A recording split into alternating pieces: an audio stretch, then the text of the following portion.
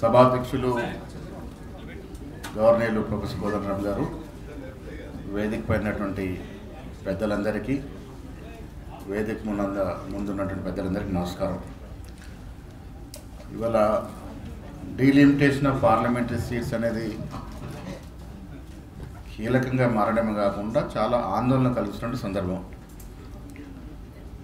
ఉన్న ఫలంగా ఉన్న పద్ధతిలో 1971 పాపులేషన్ ప్రకారం ఒకవేళ డీలిమిటేషన్ జరిగితే దక్షిణాది రాష్ట్రాలకి తీవ్రంగా అన్యాయం జరుగుద్ది. ఇది జరగడానికి వీల్లేదు, జరగనివ్వం కూడా. మన సీట్లు మనం కాపాడుకోవడానికి దక్షిణాది రాష్ట్రాలకి ఒక ఇంచు కూడా నష్టం జరగకుండా ఉండటానికి మేమందరం ఎంత దూరం పోవడానికైనా సిద్ధం. ప్రజాస్వామ్య పద్ధతిలో తప్పకుండా పోరాడాల్సిందే, మనకు జరుగుతున్న అన్యాయాన్ని ఎదిరించాల్సిందే. చక్కటి సమావేశం ఏర్పాటు చేసినారు. చాలామందికి తెలియాల్సింది, మనకి ఇవాళ 1952 కానీ 1976లో వచ్చినటువంటి పాపులేషన్ పాలసీని మనం ఫెడరల్ స్టేట్లో ఉన్నాం కాబట్టి కేంద్ర ప్రభుత్వం ఇచ్చిన ఆదేశాన్ని తూచా తప్పకుండా పాటించినందుకు ఇవాళ మనకి శిక్ష పడుతూ ఉంది. బాజాప్తా కేంద్ర ప్రభుత్వ ఆదేశాలు ధిక్కరించినటువంటి రాష్ట్రాలకు ఇవాళ న్యాయం జరుగుతూ ఉంది. ఇది ఎక్కడి న్యాయం? ఇది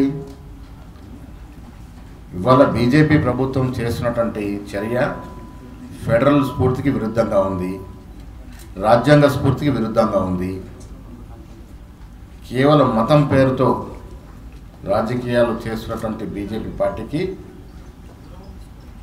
లౌకికవాదం, ప్రజాస్వామ్యాన్ని నమ్ముకున్న పార్టీలంతా కూడా ఏకమై బుద్ధి చెప్పాల్సిన అవసరం ఉంది. వల్ల మనం చూసాం, మొదటిసారి 2014లో మతం పేరుతో అధికారంలోకి వచ్చినారు.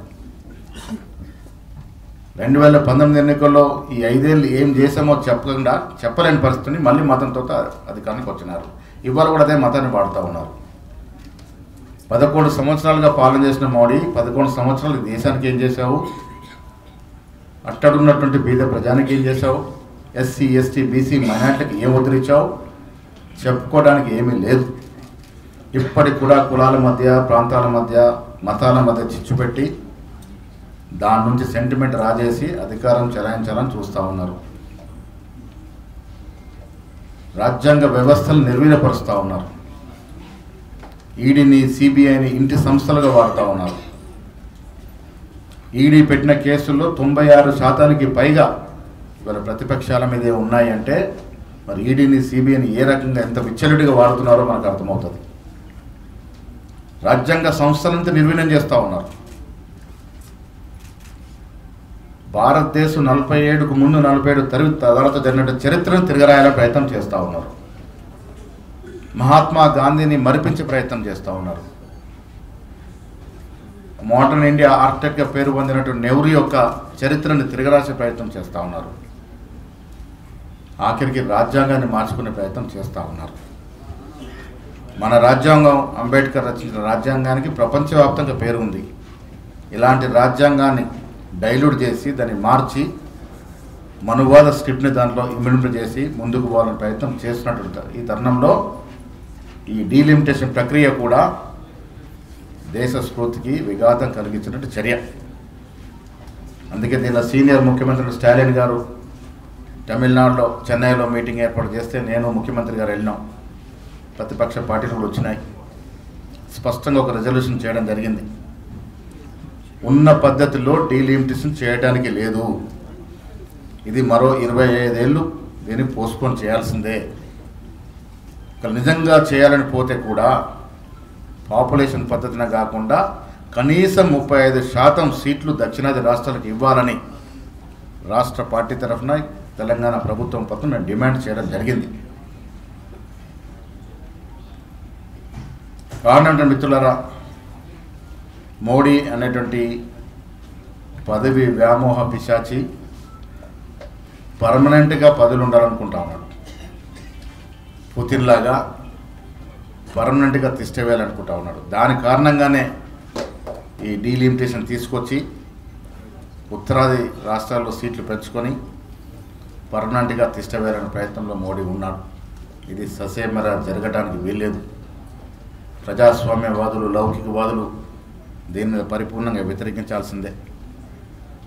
పార్లమెంట్లో సంఖ్య లేనిదే మనమేం సాధించుకోలేం. ఇవాళ బీజేపీ నాయకులు, రాష్ట్రానికి చెందిన నాయకులు చాలా మాట్లాడుతూ ఉన్నారు. 11 సంవత్సరాలుగా వారు తెలంగాణకి ఇచ్చింది ఏమిటి అని ఒక్కసారి వెనక్కి తిరిగి చూస్తే 11 ఏళ్ల చరిత్రలో తెలంగాణకి ఇచ్చింది 0. ఈ రాష్ట్రంలో కూడా మతం పేరిట గెలిచినటువంటి 8 ఎంపీలు, అందులో 2 మంత్రులు, 8 శాసనసభ్యులు ఉండి కూడా మొన్న పెట్టిన బడ్జెట్లో తెలంగాణ తీసుకొచ్చింది 0. తెలంగాణ ఏర్పాటైనట్లు రాష్ట్ర విభజన చట్టంలో పెట్టినట్టు హామీలు కూడా ఒక్కరోజు మాట్లాడిన పాపన పోలే. ఇప్పటికి కూడా ఎన్నికలకు వెళ్ళాలంటే మళ్ళీ మతాన్ని తీసుకొస్తారు. నేను హిందువుని, నేను రోజు పూజ చేసుకుంటాను. కానీ హిందూ దేవుడి పేరు ఓట్లు అడిగే సంస్కృతి అనేది మనం దానికి చమరగీతం పాడుకుంటే మాత్రం ఈ దేశానికి వచ్చే రోజుల్లో ఇంకా మరిన్ని గడి రోజులే వస్తాయి. దేవుడి చోట దేవుడు ఉండాలి, రాజకీయాల చోట రాజకీయాలు ఉండాలి. దేవుణ్ణి రాజకీయాన్ని కలిపి అధికారం చెల్లాల్సిన పార్టీని మనమందరం కూడా ముక్త కంఠంతో వ్యతిరేకించాల్సిన అవసరం ఉన్నది. ఈ దేశం గొప్పది. భారతదేశ ప్రజాస్వామ్యం, భారతదేశం లౌకికవాదం యావత్ ప్రపంచ దేశాలు ఉదాహరణ తీసుకునే తరుణం. అలాంటి దేశాన్ని విచ్ఛిన్నం చేయాలని చూస్తున్నట్టు తరుణంలో మనమందరం ఏకమై ముందుకు పోవలసిందే. డీలిమిటేషన్ ప్రక్రియ ఎట్టి పరిస్థితుల్లో ఆగాల్సిందే. దక్షిణాది రాష్ట్రాలకి, ముఖ్యంగా తెలంగాణకి